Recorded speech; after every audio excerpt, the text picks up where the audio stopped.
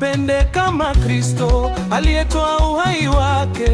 Mlinde, mheshimu, msaidie kuwa kichwa cha nyumba, kama vile Bwana alivyopenda kanisa lake akalifua. Mkewe mtii na kumheshimu, kuwa msaidizi wake. Hekima yako ijenge nyumba, upole wako leta amani. Mwanamke hodari ni taji, mumewe anamtukuza. Bwana ndio msingi, bila yeye hakuna lolote. Wakati wa shida mtegemee, wakati wa furaha mshukuru. Agano hili lisivunjike, maana Mungu ameliunganisha.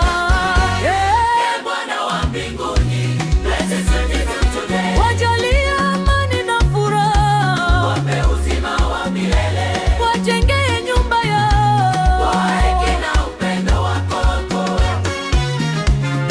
milele na milele. Bwana wa mbinguni, wajalie amani na furaha, Uzima wa milele, wajengee nyumba yao na upendo wako, kwa hekima na nguvu wako. Tunaomba watoto wema, tunaomba riziki na afya, tunaomba ulinzi kutoka kwa mikono ya adui.